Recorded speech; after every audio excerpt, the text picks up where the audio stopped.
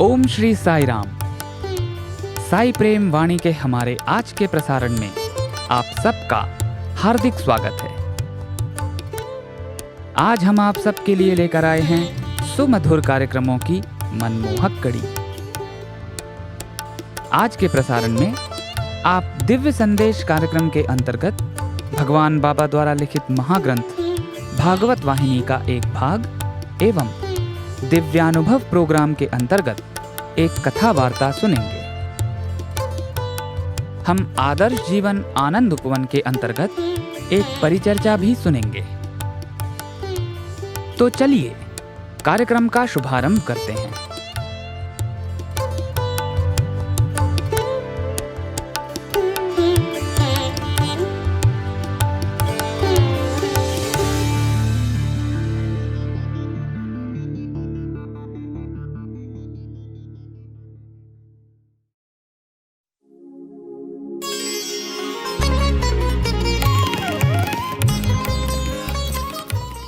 अब प्रस्तुत है दिव्य संदेश।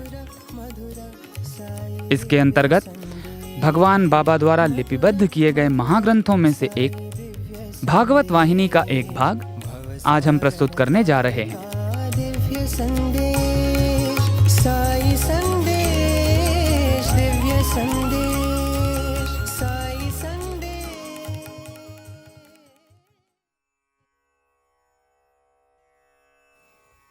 अध्याय 26। परीक्षित ने व्यास मुनि से उनके पांडवों के प्रति भक्ति और विश्वास का विस्तारित वर्णन सुना। वह खुशी से खिल उठे जबकि उन्होंने उन पर भगवान कृष्ण की असीम करुणा की कथा सुनी। सम्राट आनंद से इतने अधिक भरपूर थे कि उनको ज्ञात ही न था कि वह रात्रि थी या दिन। अचानक उनकी चेतना पक्षियों की चहचहाहट और कौवों की चीख से लौट आई। उन्होंने उन गीतों को सुना जो उनके प्रजागण प्रातः में देवों की प्रार्थना के लिए गाते थे। प्रासाद के आसपास देवालयों में घंटा ध्वनि गुंजित हो रही थी। व्यास ने भी तब महसूस किया कि अब दूसरे दिवस का प्रारंभ हो रहा था। उन्होंने कहा, पुत्र, मुझे अब जाना चाहिए। कहते हुए कमंडल को उठाया जो यात्रा में अपने साथ रखते थे। वे उठ पड़े और सम्राट को आशीर्वाद दिया जो वेदना के वशीभूत उनके पैरों पर गिर पड़े थे। हाय, प्रातः कितना शीघ्र हो गया। मुझे अब भी अपने पितामहों की महिमा व गौरव को हृदयंगम करना है। अब भी मुझे उनकी भक्ति व कर्तव्य की भावना को समझना है। इस प्रकार वह विलाप करने लगे। इस प्रकार वह अपने मन में उन घटनाओं को दोहराने लगे जो अभी सुनी थी व उनकी महत्ता को समझा। वह खुशी से इतने ओत-प्रोत थे कि साम्राज्य के कार्यकलापों के मध्य न लौट सके। वास्तव में उनके बीच न जाकर वह कुछ समय एकांत में रहना चाहते थे। इसके बदले में वन में शिकार के लिए जाने को उद्यत हुए। उन्होंने निर्देश दिया कि वन में जाने के लिए आयोजन किया जाए। बहुत ही शीघ्र उनके द्वार पर यह समाचार मिला कि समस्त तैयारी हो गई है और शिकारी वर्ग व अन्य सब तैयार हैं। जिस प्रकार भारी मन से वह आकर रथ पर बैठ गए। कुछ सेवकगण उनके आगे आगे चले व कुछ उनके पीछे पीछे, जैसा कि नियम था। सम्राट ने सोचा कि इतने सारे सेवक गणों की आवश्यकता नहीं है, अतः उन्होंने उन्हें लौटने को कहा। जब वे आगे बढ़े तब कुछ झुंड जाते दिखाई दिए और उस दृश्य ने सम्राट को सचेत किया। उन्होंने रथ से नीचे उतरकर धनुष तानकर कुछ साथियों को लेकर पशुओं का पीछा किया। शिकारियों को अपने पीछे देखकर पशुगण भय से चारों ओर दौड़ने लगे। सम्राट ने एक झुंड की ओर दृष्टि रखकर उनका पीछा किया और उनको ज्ञात नहीं हुआ कि वह अकेले थे और वह साथियों से अलग हो गए तथा दूसरी ओर चले गए। वह काफी दूर चले गए और एक भी पशु का शिकार ना कर सके। उन्हें बहुत प्यास लग रही थी। वे अत्यंत थक गए थे। बेतहाशा वह पानी के लिए खोज करने लगे। भाग्यवश उनको एक पर्णकुटी दिखाई दी। बड़ी आशा से वह उसी ओर दौड़े। वहां कोई भी नहीं था। स्थान उनको शून्य प्रतीत हुआ। वह शक्तिपूर्वक जोर जोर से बुलाने लगे, जितना कि उनसे हो सकता था। क्षीण कंठ से प्यास प्यास कहकर चिल्लाए। कुटी से किसी प्रकार का उत्तर नहीं मिला। जब वह अंदर आए तो देखा कि एक सन्यासी ध्यान में मग्न है। उन्होंने उनके समीप जाकर करुण भाव से पुकारा, स्वामी स्वामी। पर वह ध्यान में इतने निमग्न थे कि उनसे कुछ भी उत्तर नहीं मिला। इस पर सम्राट को अत्यंत क्रोध आया। कुटी में आकर मुनि को देख कर भी वह भूख व प्यास से तड़फ रहे थे। इससे उनके मन को आघात पहुंचा, क्योंकि वह साम्राज्य के अधिपति थे और मुनि अपने में ही मग्न थे, जबकि वह उनके समीप आ चुके थे। वह उचित अनुचित के नियम पर इतने अड़ गए कि अपने क्रोध को नियंत्रित नहीं रख सके। उनका पैर किसी रस्सी से छू गया, पर उन्हें मालूम हुआ कि वह एक मरा हुआ सांप था। इसने उनके मस्तक में कुबुद्धि का संचार किया, जिससे कि भाग्य की रेखा ही पलट गई। उसे उन्होंने मुनि के गले में लपेट दिया, जो पत्थर के समान बैठे थे। वह उन्हें किसी के दुख की चिंता न थी। तब कुटी त्याग कर वह शीघ्रता से किसी और स्थान की खोज में चल पड़े, जहां उन्हें अन्न व पानी मिल सके। कुछ बालकों ने उन्हें कुटी से निकलते हुए देखा। वे अंदर आए इस बात का पता लगाने के लिए कि अंदर क्या हो रहा था, क्योंकि वह उन्हें अपरिचित तो लगे, साथ ही उन्होंने अत्यंत मूल्यवान वस्त्र पहने हुए थे। उन्होंने ऋषि सभीक के गले में एक सांप देखा। उन्होंने पास में आकर देखा तो मरा हुआ सांप था। वे आश्चर्य में पड़ गए कि ऐसा भयानक कार्य किसने किया होगा। उन्होंने सोचा कि यह उसी व्यक्ति ने किया होगा जो अभी कुटी से निकला था। अतः वे दौड़कर सभीक के पुत्र के पास गए, जो खेल में व्यस्त था। उसने उस कथा पर ध्यान नहीं दिया, क्योंकि उसने सोचा कि उसके पिता का ऐसा अपमान कोई नहीं कर सकता। वह खेल में व्यस्त रहा। पर बालकगण कथा को दोहराने लगे। वह जोर जोर से कहने लगे कि अपनी आंखों से चलकर देखो कि पिता की अवस्था क्या है और उसका पता लगाओ। श्रृंगी को वास्तव में आश्चर्य प्रतीत हुआ और भय भी हुआ कि शायद यह वास्तव में घटित हुआ होगा। वह कुटी में दौड़कर गया और देखा कि यह विश्वसनीय बात सत्य है। उसने उस दोषी का पता लगाना चाहा, जिसने कि ऐसा अन्याय उसके पिता के प्रति किया था। उसे पता चला कि कोई राजकीय वेश में एक व्यक्ति अंदर गया था। वह चला गया है और अन्य कोई प्रातः से नहीं आया था। बालकों ने विचार किया कि यह उसी का काम था। इस पर वह उन बालकों द्वारा दिखाए गए पथ की ओर दौड़ा कि उसे पकड़ सके। शीघ्र ही राजकीय वेश में उस व्यक्ति को देखा और उसके क्रोध की सीमा न रही। उसने सम्राट की ओर चुल्लू में पानी फेंका और यह अभिशाप दिया, जिसने मेरे पिता के गले में मरा सांप फेंका है, उसे 7वें दिन सांप काटेगा व उसी दिन विष से उसकी मृत्यु हो जाएगी। बालकों ने उसे मना किया कि ऐसा अभिशाप ना दे, परंतु उसने नहीं सुना और शाप दे ही दिया। तब वह कुटी में लौट गया और एक कोने में क्रोधवश बैठ गया। हाय, जब मैं जीवित हूं और पास में हूं तो मेरे पिता को ऐसा अपमान सहना पड़ा। मुझे मर जाना चाहिए। ऐसे पुत्र से क्या लाभ यदि अपने पिता के प्रति किए गए अपमान का प्रतिवाद ना कर सके। इस प्रकार अपने को धिक्कारता हुआ वह भाग्य को कोसने लगा। उसके साथी वृंद उसके पास बैठे उसे सहानुभूति दे रहे थे। वे सब मिलकर उस अन्यायी का अपवाद करने लगे। इतने में मुनि समीक ध्यान से जागृत होकर वाह्य जगत के वातावरण में लौट आए। उन्होंने आंख खोलकर मृत सांप को गले से हटाकर पास में रखा। उन्होंने पुत्र को कोने में रोते हुए देखा, वह पास में बुलाया। उन्होंने कारण पूछा और उससे एक अपरिचित का आगमन व मरे सांप की कथा का ज्ञान किया। समीक हंसकर बोले, बेचारा, यह उसने अज्ञान के वश किया और तुम रोकर अपनी अज्ञानता को दिखा रहे हो। मैं सम्मान अपमान की परवाह नहीं करता। आत्मिक ज्ञान मनुष्य को समानता की शिक्षा देता है, न कि प्रशंसा से फूल जाने का और कुख्याति से निम्नता को प्राप्त होने का। किसी ग्रामीण ने ही ऐसा किया होगा। क्योंकि तुम बच्चे हो इसलिए इसे बढ़ा चढ़ाकर कह रहे हो और इसे एक बड़ा अन्याय का रूप दे रहे हो। साधारण से कारण के लिए तुम वृथा प्रलाप करते हो। उठो और जाओ, खेल में लग जाओ। उन्होंने पुत्र को गोद में बैठा लिया और माथे पर प्यार से हाथ फेरने लगे ताकि उसका दुख कुछ कम हो जाए।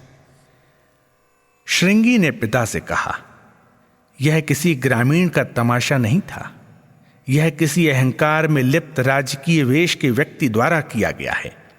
इस पर समीक ने कहा, क्या कहा तुमने? राजकीय वेश में कोई व्यक्ति तुमने देखा है? क्या सम्राट ने ऐसी मूर्खता की है? ऐसी भावना उसके मन में नहीं आ सकती। साथियों ने भी ऋषि से ऐसे ही व्यक्ति के आने की बात कही। स्वामी, हमने मरा सांप देखा और श्रृंगी की खोज में दौड़े और उसको यहां ले आए। श्रृंगी इतना क्रोधित हो गया कि हाथ में गंगा का पानी लाया और उसे शीघ्रता से जाते हुए उस व्यक्ति की ओर फेंका और उपयुक्त मंत्र बताते हुए अभिशाप दिया कि आज से 7वें दिन वह व्यक्ति सांप द्वारा काटने से मर जाए जिसने कि यह मरा सांप मेरे पिता के गले में डाला है। समीक इस समाचार को सुनकर अचंभित हो गए और पुत्र के ऐसे व्यवहार के प्रति अवाक रह गए। उसने उसे गोद से हटा दिया। क्या तुमने इस प्रकार का अभिशाप दिया है? हाय, एक ऋषि के पुत्र को इस प्रकार व्यवहार करना चाहिए? इस तुच्छ कार्य के लिए ऐसा भयानक अभिशाप?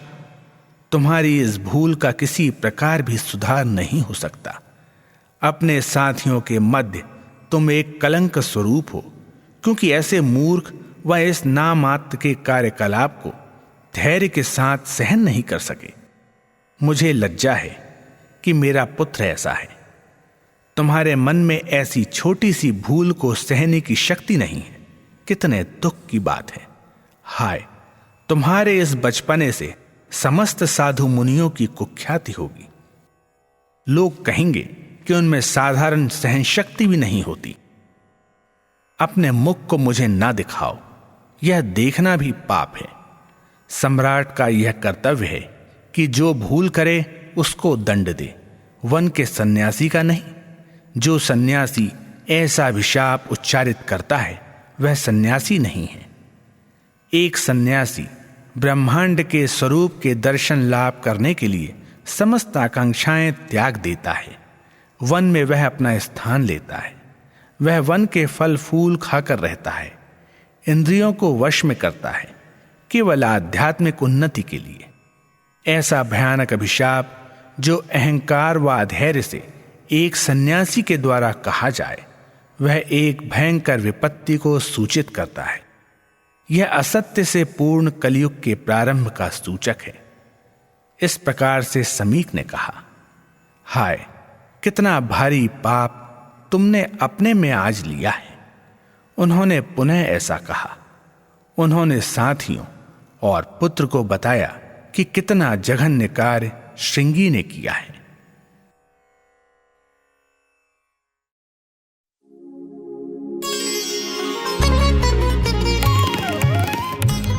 अभी आप सुन रहे थे दिव्य संदेश। आज आपने भगवान बाबा द्वारा लिपिबद्ध किए गए महाग्रंथों में से एक भागवत वाहिनी का एक भाग सुना। भवसागर तार का दिव्य संदेश।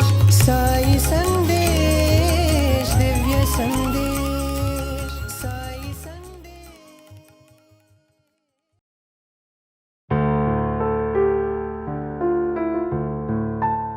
अब प्रस्तुत है हमारा प्रोग्राम दिव्यानुभव। आज इसके अंतर्गत हम श्री ऋतुराज जी महाराज द्वारा भगवान के समक्ष सन 2010 के मार्च महीने में प्रस्तुत किए गए श्रीमद् भागवत सप्ताह का एक भाग सुनेंगे।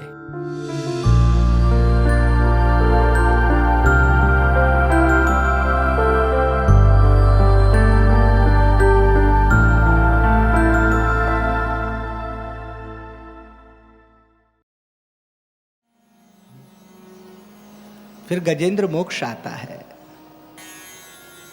गजेंद्र, वो गजराज कितना बलवान है, बड़ा बलवान है। उसकी अनेक पत्नियां हैं, बहुत सारे बच्चे हैं। समाज का हर व्यक्ति ही बलवान है। हर व्यक्ति की गृहस्थी है और हर व्यक्ति उस गृहस्थी पर विश्वास करता है, भगवान पर विश्वास नहीं करता।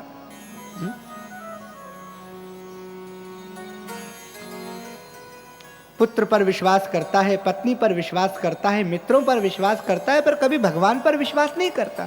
शादी हो ना तो सबसे पहला निमंत्रण भगवान को दो। घर यदि बना है ना तो सबसे पहले भगवान को प्रवेश करवाओ, मानसिक रूप से वे आते हैं। कोई भी काम करो तो सबसे पहला निमंत्रण भगवान को दो, क्योंकि जगत के लोग तो भोजन भी कर जाएंगे और कह जाएंगे कि बाकी सब बहुत अच्छा था, बस थोड़ा सा आलू की सब्जी में नमक और बढ़ जाता तो। कमी को ढांकने वाले हैं भगवान। वे कभी दोष देखते ही नहीं, वे तो भक्त का भाव देखते हैं। कहते हैं, एक भक्त ने पूछा कि भैया भगवान की प्राप्ति कैसे होगी, मैं मानसिक सेवा करना चाहता हूँ, बड़ा कंजूस आदमी था। तो भगवान ने वो शक्कर में हाथ पकड़ लिया उसका कि नकली शक्कर है, यही ना। कि बोले कैसे प्राप्ति होगी, तो बता दिया कि भाई पहले भगवान को स्नान करा, चंदन लगा, अब नित्य वो यही करता। भगवान के लिए बड़ी अच्छी खीर बनाई उसने, मानसिक खीर, असली खीर नहीं, मानसिक खीर बनाई। कंजूस आदमी था, मानसिक खीर में उसे एक दिन लगा कि जरा शक्कर ज़्यादा डल गई है। तो उसने कहा अब क्या करूं, बोले इतनी शक्कर कल काम आ जाएगी। तो खीर में मानसिक खीर में उसने मानसिक हाथ डाल दिया, क्योंकि संत ने मानसिक सेवा बताई थी गुरुजी ने।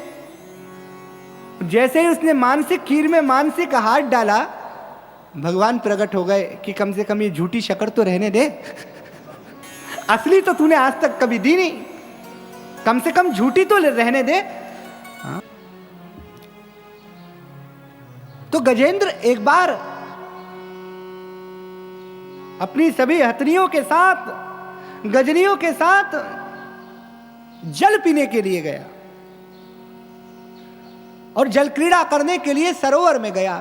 त्रिकूट पर्वत पर वह रहता था।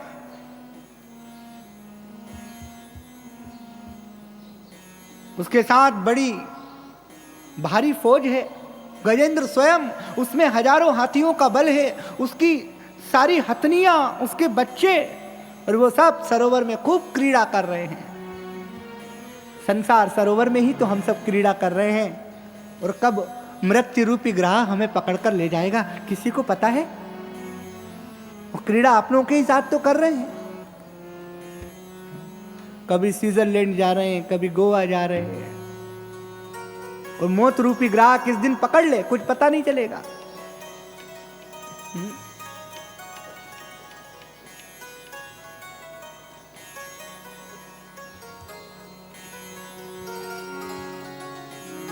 जब गजेंद्र सरोवर के भीतर खूब क्रीड़ा कर रहा है तो सरोवर में एक भयंकर ग्राह रहता है। मृत्यु रूपी ग्राह ही तो इस संसार रूपी सरोवर में है। और उस ग्राह ने गज का पैर पकड़ लिया, गज को पता ही नहीं चला। मौत ऐसे ही आती है, पहले दांत थोड़े थोड़े हिलने लगते हैं, बाल थोड़े थोड़े सफ़ेद होने लगते हैं, है ना, थोड़ी थोड़ी कमजोरी लगने लगती है, घुटने भी जरा थोड़े थोड़े ऐसे ही हो जाते हैं। धीरे धीरे धीरे धीरे मौत बार बार बताती है कि भजन करो भजन करो भजन करो, पर हम नकली दांत लगवा लेते हैं, है ना। सारी चीजें हम दूसरी ही करते जाते हैं। बलिर्मुखमाक्रांतम पैलितेरंकितम शिरः गात्राणि शिथिलायन्ते तृष्णे का तरुणायते। जैसे जैसे आदमी बूढ़ा होता जाता है, देखो तो सही, उसकी इच्छाएं और युवा होती जाती हैं। आचार्य शंकर कह रहे हैं बलिर्मुखमाक्रांतम पैलितेरंकितम शिरः गात्राणि शिथिलायन्ते तृष्णे का तरुणायते। तृष्णा कभी बूढ़ी नहीं होती, इच्छाएं कभी वृद्ध नहीं होती, चाहे शरीर वृद्ध हो जाए।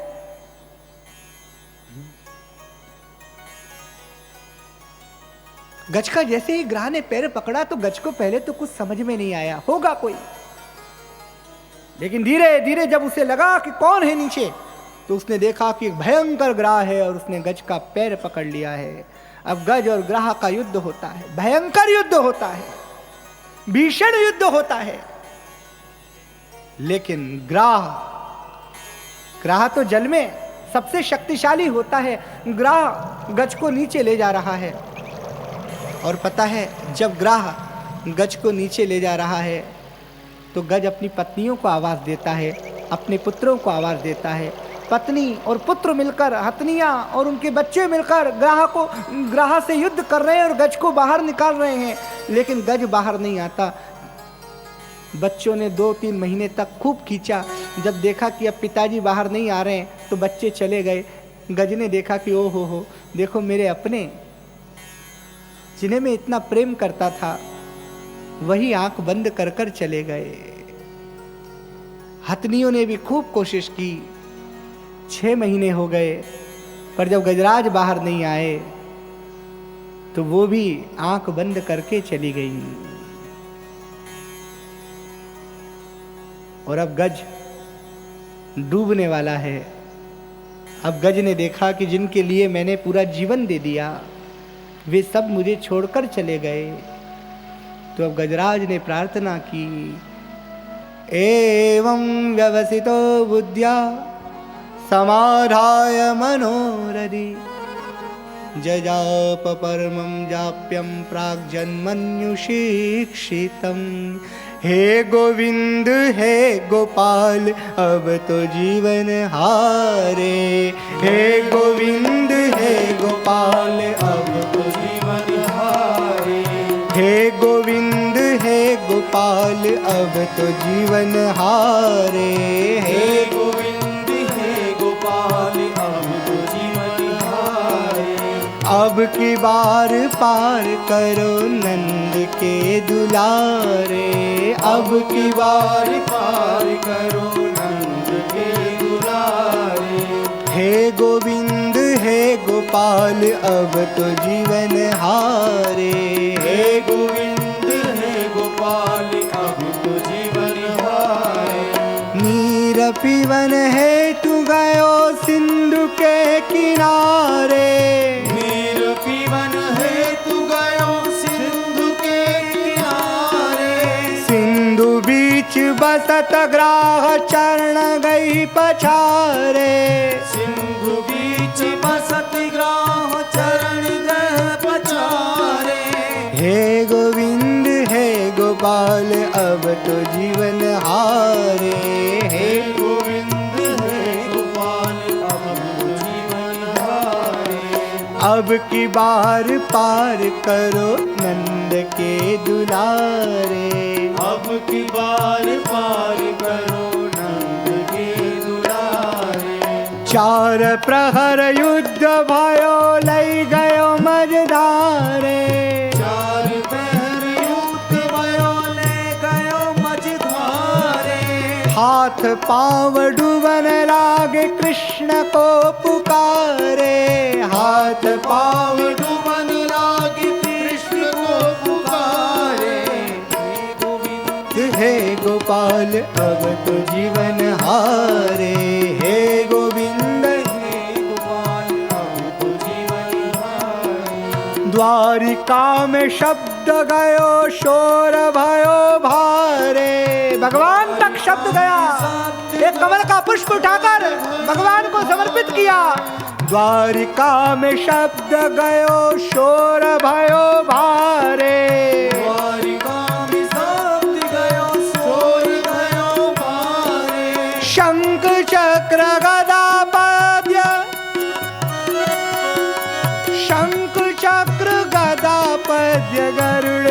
सिधारे। हे गोविंद हे गोपाल अब तो जीवन हारे। हे गोविंद हे गोपाल अब तो जीवन हारे। अब की बार पार करो नंद के दुलारे। अब की बार पार करो नंद के दुलारे। सूर कहे श्याम सुनो शरण है तुम्हारे। सूर कहे श्याम सुनो शरण है तुम्हारे। सूर कहे साईं सुनो शरण है तुम्हारे। सूर कहे साईं सुनो शरण है तुम्हारे। अब की बार पार करो नंद के दुलारे। अब की बार पार करो नंद के दुलारे। हे गोविंद हे गोपाल अब तो जीवन हारे। हे गोविंद हे गोपाल अब तो जीवन हारे। अब की बार पार करो नंद के दुलारे। अब की बार पार करो नंद के दुलारे। जब गजराज को लगा कि अब कुछ संभव नहीं है तो उसने एक पुष्प उठाकर भगवान श्री नारायण को समर्पित किया। नारायण भी नहीं कहा, गजेंद्र ने कहा कोई यदि इस संसार में है जो इस संसार को बनाता है, संसार को चलाता है और संसार को नष्ट करता है, तो मैं उसे आमंत्रित करता हूँ कि वो आए और मुझे भी बचाए। तो कहते हैं कि गो कहा, गो कहा और जैसे ही विंद कहा इतने में तो भगवान ने रक्षा ही कर डाली। दिव्य सुदर्शन लेकर, दिव्य सुदर्शन चक्र लेकर भगवान बाबा आए और आकर ग्राह का उद्धार किया और गज को बचाया। भगवान ने गज को भी मुक्ति दी और भगवान ने ग्राह को भी मुक्ति दी। ग्राह को सुदर्शन चक्र से मुक्ति दी और गज को अभय हस्त से मुक्ति दी। कितनी बड़ी कृपा।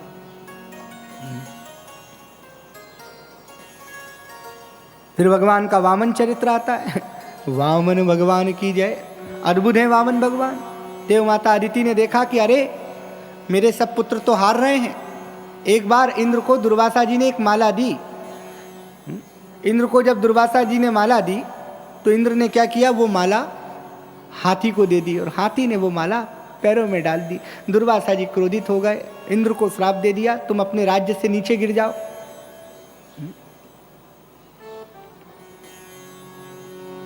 इंद्र तो राज्यच्युत हो गए। तो देव माता अदिति ने भगवान कश्यप से कहा, महाराज, कश्यप जी महाराज ने दिव्य व्रत बताया,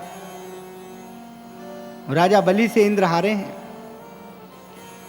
बलि नाम बलवाना, बलवान को ही बलि कहा जाता है ना।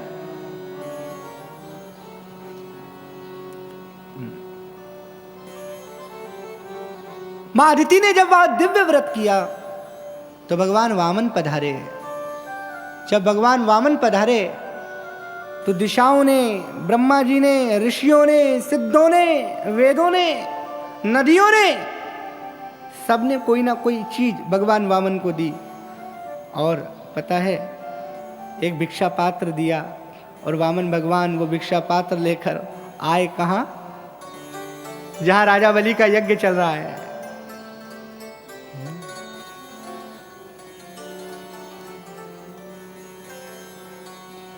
दूर से राजा बलि ने देखा कि जैसे मानो स्वयं सूर्य देवता यज्ञ मंडप में आ रहे हों।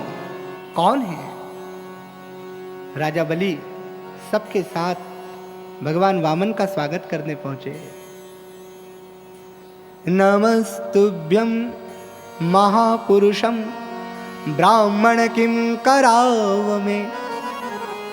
ओ विप्रजन, ओ विप्र महापुरुष, पधारिए, बताइए मैं आपकी क्या सेवा कर सकता हूं। वामन भगवान छतरी लगाकर चुप खड़े हैं। महाराज आइए, आपके चरण धो लूं। वामन भगवान ने कहा नहीं।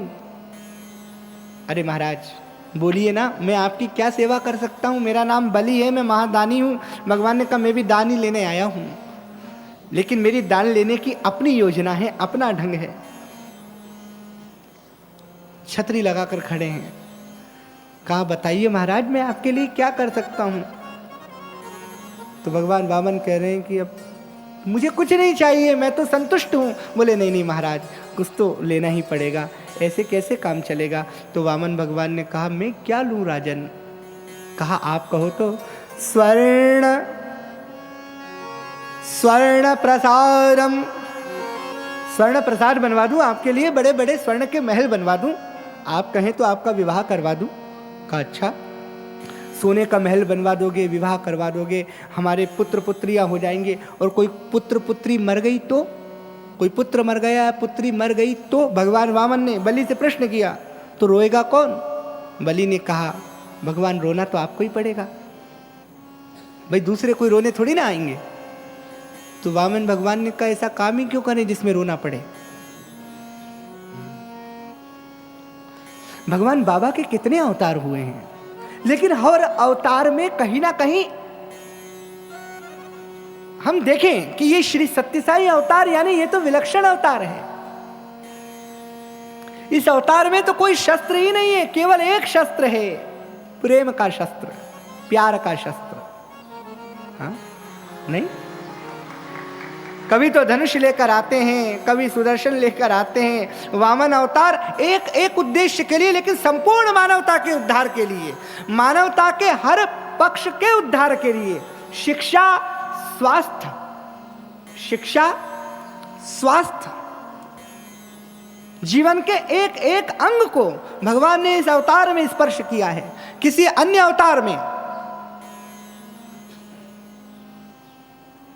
एक एक चीज का इतना स्पर्श नहीं किया। कितने भी अवतार आप उठाकर देखिए, चाहे वो भगवान का रामावतार हो, कृष्णावतार हो, लेकिन श्री सत्यसाई अवतार में भगवान ने वैदिक शिक्षा, वेदों का पुनर्जागरण, वेद तो लुप्त ही हो गए थे, वेद पाठ कहां सुनने को मिल रहा था, वेद पाठ पूरे विश्व में प्रारंभ करवाया,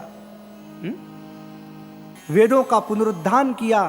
शिक्षा की गहराई को भगवान ने समाज को बताया। भगवान ने बताया कि शिक्षा क्या है, और फिर मानवीय मूल्य, सत्य, धर्म, शांति, प्रेम और अहिंसा। तो हम सब बहुत सौभाग्यशाली हैं, क्योंकि पूर्णावतार के साथ उनकी आध्यात्मिक योजना में यदि हम जरा से भी सम्मिलित हो गए तो इससे बड़ी कृपा, इससे बड़ा अनुग्रह क्या होगा। इसलिए कभी नारायण सेवा का त्याग मत करो, चाहे किसी भी चीज का त्याग कर दो, भगवान की सेवा का त्याग मत करो। भगवान की सेवा के लिए समय निकालो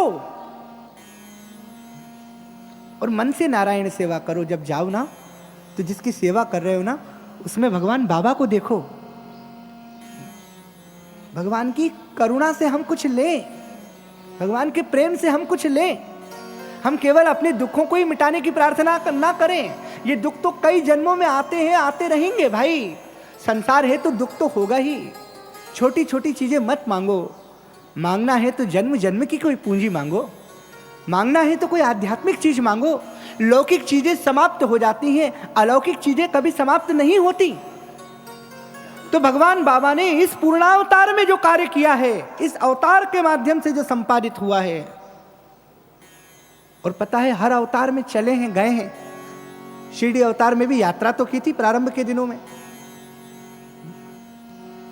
हर अवतार में समाज के पास गए हैं, पर यह पहला ऐसा अवतार है कि अपने संकल्प से पूरे समाज को अपने पास बुलाया है।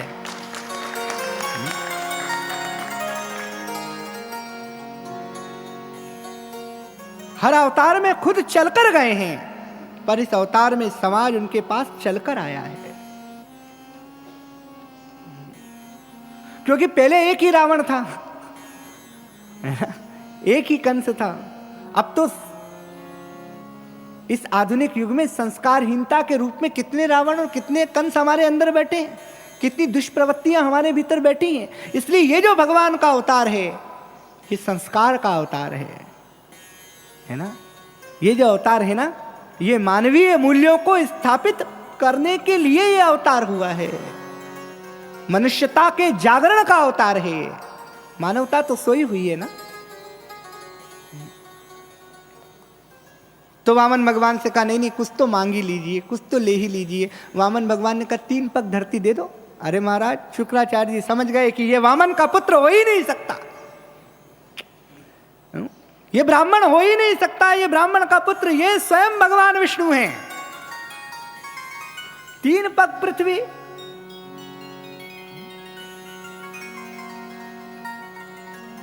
शुक्राचार्य जी ने बलि को कहा देखो सावधान हो जाओ, ये विष्णु है। बलि ने कहा तब तो और अच्छी बात है, जिससे जगत मांगता है आज वो मुझसे मांगने आया है, मैं तो धन्य हो गया। अच्छा, ब्राह्मणों ने संकल्प कराया 3 पग धरती का, और जैसे ही संकल्प हुआ कि भगवान ने अपना विराट रूप दिखाया, 2 पैर से ही पूरा ब्रह्मांड नाप दिया। ब्रह्मा जी के ब्रह्मलोक में जब भगवान के चरण पहुंचे तो ब्रह्मा जी ने अपने दिव्य कमंडल के जल से भगवान के चरणों को धोया। उसी को हम भगवती भागीरथी कहते हैं, माँ गंगा कहते हैं। अब तीसरा पैर कहाँ रखूं? बलि, तीसरा पैर कहाँ रखूं? बलि ने कहा तीसरा पैर। बोले प्रभु, जिसने दान दिया है, जो दाता होता है वो भी धन होता है। भाई धन मेरा था, वो मैंने आपको दान कर दिया, अब मैं भी तो मेरा हूं, मेरा अधिकार भी मुझ पर है। बलि ने कहा, शास्त्र की और नीति की बात कही, भगवान ने बलि की बात मानी। फिर क्या करें? पहले तो बलि को नागपाश से बांध दिया, तो बलि नागपाश से बंधे हुए और भगवान को देख रहे हैं कि धन्य हूं मैं। बलि के मन में आनंद है कि सब कुछ देने के बाद इनका दर्शन हो गया, और क्या चाहिए। और देखो, मुझसे लेने के लिए जगत का मालिक आया है, जगत का स्वामी आया है, तो बलि तो आराम से बंधे हुए हैं, उन्हें कहीं कोई चिंता नहीं।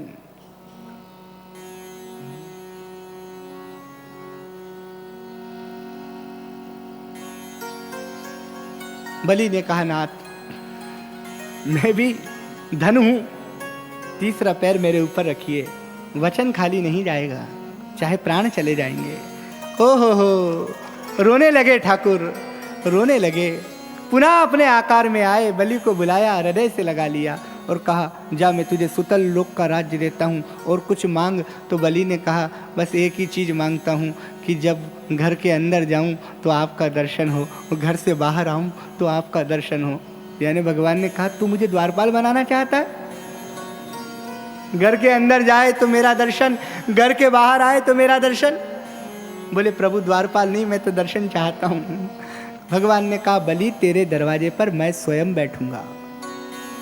प्रहलाद जी आदि आए, भगवान ने प्रहलाद से कहा कि तुम्हारा पौत्र धन्य है, एक तो तुमने मेरा दर्शन किया, मुझे प्रसन्न किया, और दूसरे तुम्हारे इस पौत्र ने मुझे प्रसन्न किया।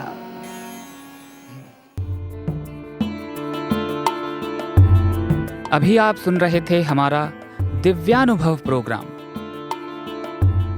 आज इसके अंतर्गत आपने श्री ऋतुराज जी महाराज द्वारा भगवान के समक्ष सन 2010 के मार्च के महीने में प्रस्तुत किए गए श्रीमद् भागवत सप्ताह का एक भाग सुना।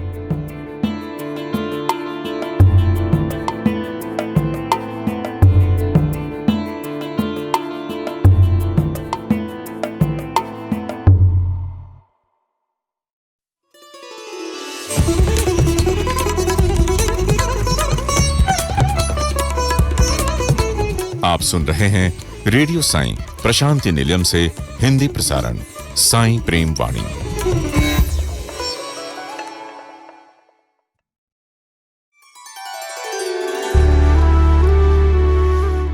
अब प्रस्तुत है हमारा आदर्श जीवन आनंद उपवन कार्यक्रम। आज इसके अंतर्गत हम 2 काल्पनिक किरदारों आनंद और अशोक के बीच स्वामी सभी में हैं विषय पर तैयार की गई परिचर्चा सुनेंगे। इसकी संकल्पना एवं प्रस्तुति भगवान बाबा के विश्वविद्यालय के छात्रों एवं अध्यापकों द्वारा की गई है।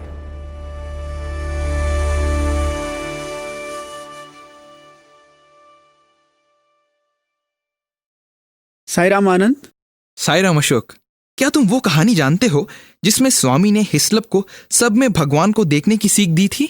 नहीं आनंद, मैं नहीं जानता, इसलिए अगर तुम मुझे और श्रोताओं को वो कहानी सुना सको तो बहुत अच्छा होगा। अवश्य। कहानी इस तरह आगे बढ़ती है। एक बार जब डॉक्टर हिस्लप भारत से अमेरिका वापस जा रहे थे, उन्हें हवाई जहाज से उतरते समय ऐसा लगा कि स्वामी सशरीर उनके साथ थे। इसलिए डॉक्टर हिस्लप ने कहा, स्वामी, अमेरिका में आपका स्वागत है। इस अनुभव का अंत वही नहीं हो गया। डॉक्टर हिस्लप स्वामी को हर जगह देखने लगे, विशेषकर जब वे साई सेंटर में प्रवचन देने के लिए गए। वहां उपस्थित हर व्यक्ति के पीछे उन्होंने स्वामी को खड़े पाया। आरंभ में उन्हें कुछ अचंभा सा हुआ, लेकिन जल्द ही हिस्लप के लिए यह अचंभा सामान्य सी चीज बन गई। यह अनुभव लगातार 3 वर्षों तक उन्हें होती सी रही। आनंद, ऐसा करके स्वामी ने हिस्लप को यह सीख दी कि स्वामी हर समय, हर स्थान पर, हर रूप में विद्यमान है। सही बात है। हम भले ही इतने भाग्यशाली न हों कि हिस्लप को होने वाले उस अनुभव को पा सकें, लेकिन फिर भी हमें सब में ईश्वर को देखना चाहिए। हाँ आनंद, केवल रिश्वत न देने या लेने से लोग अपने आप को ईश्वर का बहुत बड़ा भक्त कह सकने का दावा नहीं कर सकते। एक सच्चा भक्त तो वह है जिसके कर्म समाज या प्रकृति को किसी भी प्रकार की हानि नहीं पहुंचाते। लेकिन यह बहुत कठिन है। नहीं आनंद, यह इतना कठिन तो नहीं है जितना लोग इसे मानते हैं। इच्छाओं पर नियंत्रण प्राप्त करो। ऐसा करने से तुम्हारी भक्ति तुरंत ही कई गुना बढ़ जाती है। स्वार्थ भावना को कम करने से एक बार फिर तुम्हारी भक्ति में कई गुनी बढ़ोतरी हो जाती है। तुम इसे इतनी सरल तरीके से बता रहे हो, लेकिन फिर भी मैं सोचता हूं कि यह एक कठिन काम है। सुनो, जीवन में बहुत सी चीजें कठिन हैं, लेकिन क्या हम उन्हें छोड़ देते हैं? आजकल पेरेंट्स के लिए अपने बच्चों को स्कूल में प्रवेश दिला सकना बहुत कठिन काम है। तो क्या इसके लिए वे अपने बच्चों को अशिक्षित ही रखते हैं? नहीं, यह इतना ही है कि जब समाज का कोई हित जुड़ा रहता है तो लोग बहाना खोज ही लेते हैं। अरे यार, तुम तो बहुत बड़े टास्क मास्टर हो। मैं भावुक सा हो गया हूँ क्योंकि इतने सारे हमारे ओल्ड स्टूडेंट्स हमारे सामने इतना सुंदर उदाहरण प्रस्तुत कर रहे हैं, लेकिन हम हैं कि उनकी ओर ध्यान ही नहीं देते। अगर हम उनका अनुसरण कर सकें तो बहुत अच्छा होगा। आनंद, अशोक, तुमने एक बहुत ही महत्वपूर्ण बात की है। अपने श्रोताओं की खुशी के लिए अगर हम कुछ उदाहरण पेश करें तो कैसा रहेगा? जरूर, हम ऐसा ही करेंगे। तुम जानते हो कि हमारे कुछ सीनियर्स प्लेनेटेरियम के ही पिछवाड़े के गांव में नियमित रूप से सेवा करने जाते हैं। एक दिन ऐसा हुआ कि गांव के किसी किसान की एक गाय अचानक बीमार होकर मर गई। वेटनरी डॉक्टर जिसने उस गाय का इलाज किया था, उसे शक हो गया कि इस गाय की अचानक मौत उसके कुछ गलत चीज खा लेने से ही हुई होगी। इसलिए उसने किसान की अनुमति ली और उस गाय का पोस्टमार्टम किया। क्या तुम सोच भी सकते हो आनंद कि उस गाय के पेट के अंदर क्या मिला होगा? उसे वहां बहुत बड़ी मात्रा में प्लास्टिक के थैलों का एक गट्ठर मिला। उसने जो कुछ भी देखा उससे केवल उसे ही नहीं बल्कि वहां उत्सुकतावश उपस्थित हुए तमाम गांव वालों को भी आश्चर्य हुआ। बेचारी गाय ने कचरे के ढेर में से बहुत से प्लास्टिक के थैलों को खा लिया था। यह खबर मिलते ही हमारे उन सीनियर्स ने गांव वालों से कहा कि अब हमें इन प्लास्टिक के थैलों का इस्तेमाल करना बंद कर देना चाहिए। इनका प्रयोग आज के युग का समाज पर थोपा अभिशाप है। उन्होंने गांव वालों से कहा कि हम तुम्हें कागज के थैले बनाना सिखाएंगे। यह हमें इन प्लास्टिक के थैलों से हो सकने वाले भयंकर परिणामों से बचाएगा और तुम लोगों की जीविका निर्वाह का भार कम कर सकने में कुछ सहायता भी करेगा। और इस तरह से एक लघु उद्योग का श्री गणेश हुआ। अब हमारे ये विद्यार्थी पुराने अखबार इकट्ठा करने में भी उनकी सहायता करते हैं और उनकी सहायता से आज ये गांव वाले पेपर बैग के उत्पादन में व्यस्त हैं।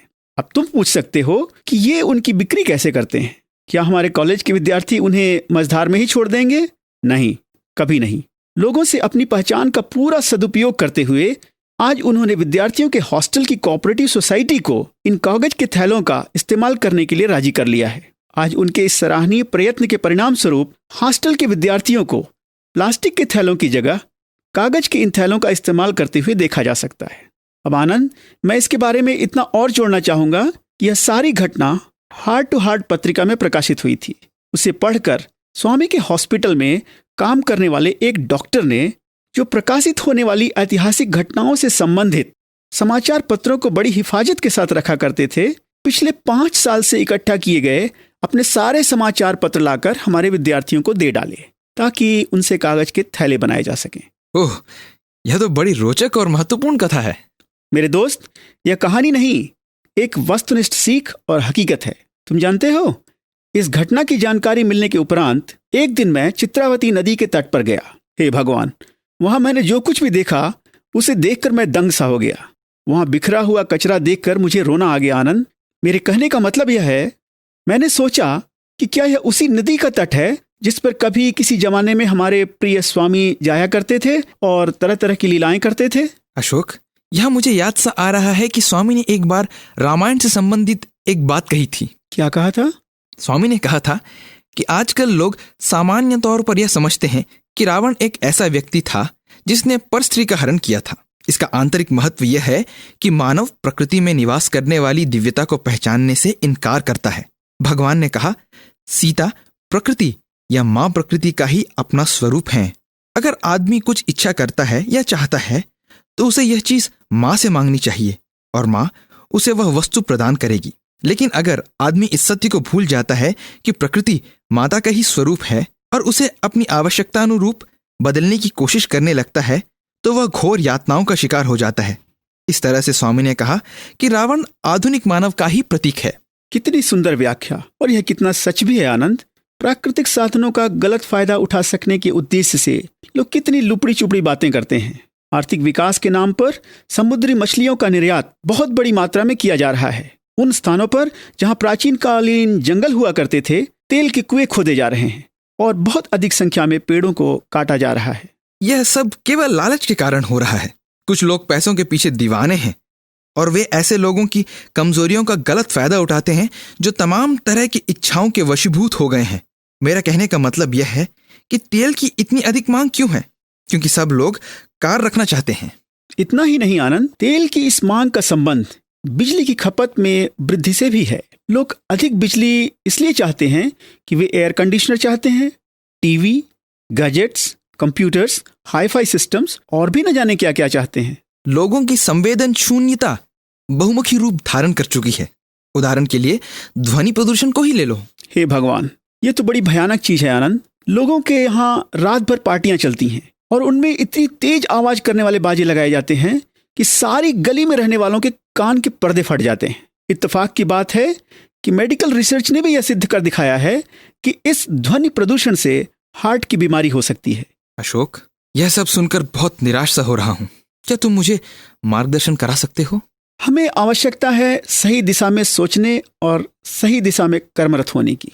चलो हम स्वामी के त्रिसूत्रीय फार्मूले की ओर चलते हैं। लेकिन जहां तक लोगों से इसका संबंध है, यह वास्तव में द्विसूत्रीय फार्मूला ही है। और वह फार्मूला क्या है? वो बहुत ही साधारण है। स्वामी कहते हैं कि सबको सच्चे अर्थों में ईश्वर से प्रेम करना चाहिए। दैव प्रीति और पाप भीति साथ साथ चलते हैं। ये दो महत्वपूर्ण तथ्य हैं, दैव प्रीति, पाप भीति। उसके बाद क्या?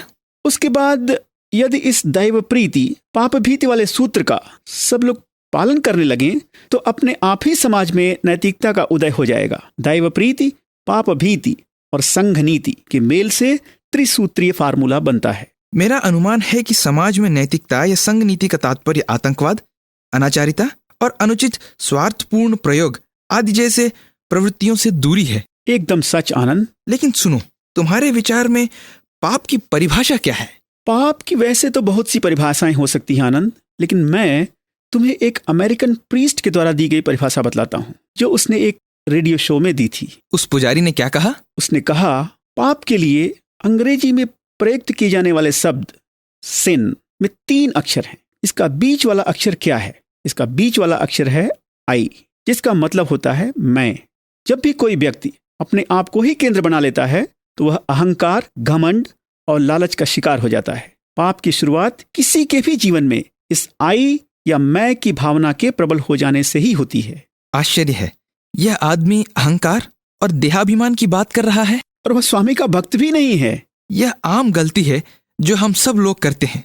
हो सकता है कि वह भगवान सच्चे साईं बाबा का भक्त न हो, लेकिन स्वामी को जिस रूप में हम देखते हैं वे उस रूप मात्र से परे हैं।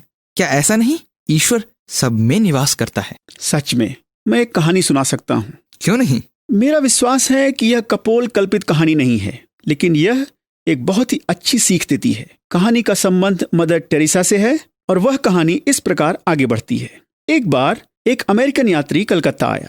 उसने मदर टेरेसा को एक दम तोड़ते हुए आदमी को उसके अंतिम समय में सांत्वना प्रदान कर सकने के लिए गटर या नाले से बचाते हुए देखा। अब वह यात्री यह देखकर हक्का बक्का सा था। वो बोला, छी छी, मैं तो यह घृणित काम $10 लाख पाने के लिए भी न करता। मदर टेरेसा ने मुस्कुराते हुए उससे कहा, मैं भी नहीं करूंगी, मैं तो इसे $20 लाख पा सकने की लालच में भी न करूंगी। उनके इस कथन पर वह अमेरिकन आश्चर्यचकित सा था। उसने कहा, लेकिन आप ये काम अभी कर रही हैं। मदर ने कहा, अरे यह काम तो मैं ईश्वर के लिए कर रही हूँ। बहुत ही अच्छी कहानी। यह सब कुछ को सार रूप में व्यक्त कर डालती है कि नहीं? हमें तो बस अपने जीवन से संबंधित ईश्वर को प्रसन्न करने वाले निर्धारित कर्मों को करते जाना चाहिए। हाँ, और जैसा कि स्वामी ने अपने एक जोरदार वक्तव्य में समझाया था कि ईश्वर की सेवा का मतलब यह नहीं कि किसी को हमेशा गांवों में झाड़ू लगाते रहना चाहिए या गटर में गिरे लोगों को निकालते या बचाते रहना चाहिए। जिस काम के लिए तुम्हारी नियुक्ति हुई है उसे ही सुचारू रूप से करना ईश्वर की सच्ची सेवा है। और ऐसा इसलिए कि वह समाज सेवा है, जो हमें वापस उस त्रिभुज की ओर ले जाती है जिसकी चर्चा हमने शुरुआत में की थी। क्या यह ऐसा नहीं करती? सच है, हम अलग अलग हो सकते हैं, लेकिन जब हम ईश्वर को प्रसन्न करने के लिए काम करते हैं तो उससे सबका भला होता है। हम तो इससे लाभान्वित होते ही हैं, क्योंकि स्वामी हमसे खुश होते हैं, साथ ही समाज को भी इसका लाभ मिलता है। आनंद, मेरा अनुमान है कि इस सब का मतलब यह है कि स्वामी की इस सलाह को कि मानव सेवा ही माधव सेवा है, जिस गंभीरता से हम लेते हैं उससे कहीं अधिक गंभीरता से लिया जाना चाहिए। अब उचित कर्म की बात करते हुए मुझे एक घटना याद आ रही है। जब साई सत्संग में एक वक्ता ने कहा था, हमें सब में स्वामी को देखना चाहिए। उसके ऐसा कहने पर वहां उपस्थित एक भक्त ने कहा, तुम्हारे कहने का मतलब क्या है? मैं स्वामी के चरण कमलों में प्रणाम करता हूँ और उनके प्रति अपनी भक्ति के कारण मैं दान भी करता हूँ, किंतु अगर मैं अपने हर ग्राहक के साथ ऐसा करने लगूंगा तो मैं तो दिवालिया हो जाऊंगा। मेरे ख्याल से उसका ऐसा कहने पर लोगों ने जमकर ठहाका लगाया होगा। हाँ, लोगों ने तो ठहाका लगाया ही था।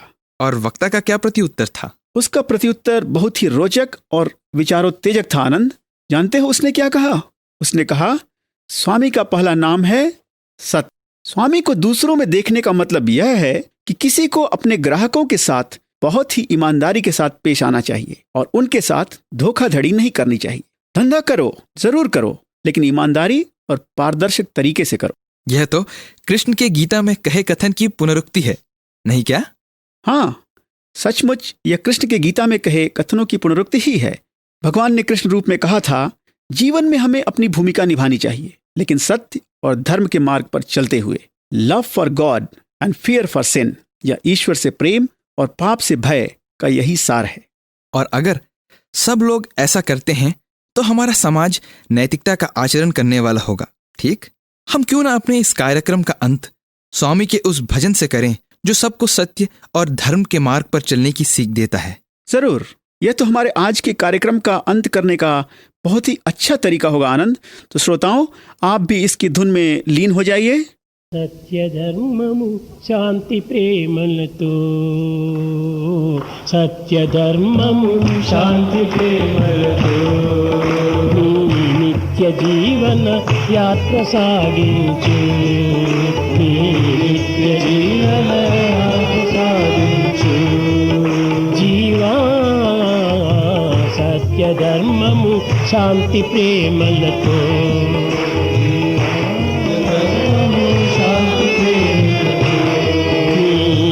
नित्य जीवन यात्रा सागिंचु, नित्य जीवन यात्रा सागिंचु, जीवा नित्य जीवन यात्रा सागिंचु, जीवा नित्य जीवन यात्रा सागिंचु, मनस्सु मडकद गुणमुले यद्दुल, मनस्सु मडकद गुणमुलेतु, मनस्सु मडकद गुणमुले यद्दुल, मनस्सु मडकद गुणमुलेतु, వివేకమను చలకోలను తీసి విశాలమగుమి హృదయము దున్నుడో, సత్య ధర్మము శాంతి ప్రేమలతో,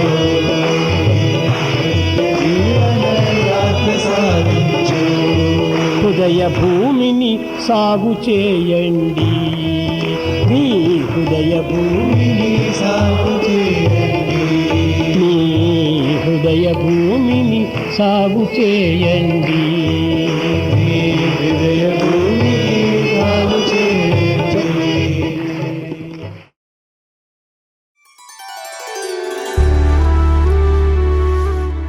अभी आप सुन रहे थे हमारा कार्यक्रम आदर्श जीवन आनंद उपवन।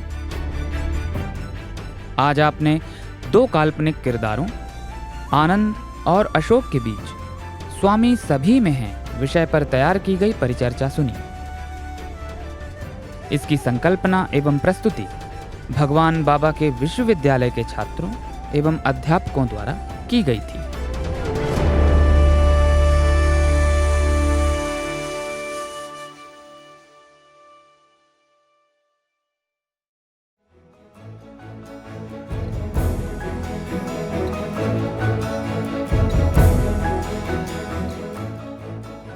इसी के साथ हमारे साई प्रेम वाणी कार्यक्रम का समापन होता है। उम्मीद है हमारा आज का कार्यक्रम आपको पसंद आया होगा।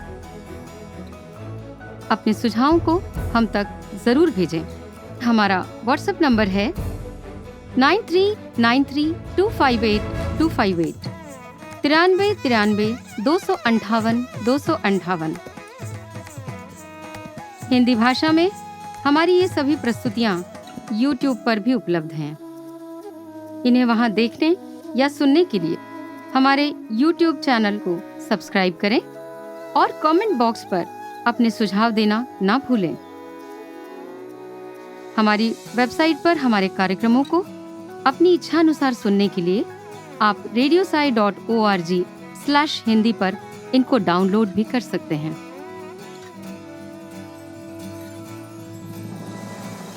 हमारे प्रिय स्वामी से ये प्रार्थना है कि आपकी भक्ति का साथ हमें दीजिए, जो कभी न टूटे वो विश्वास हमें दीजिए, देखकर जो तड़प उठे पराई पीड़ा में दिल की ऐसी धड़कन साईनाथ हमें दीजिए। इस भाव भरी प्रार्थना के साथ साई प्रेम वाणी के इस प्रसारण को विराम देते हैं। धन्यवाद। साई राम।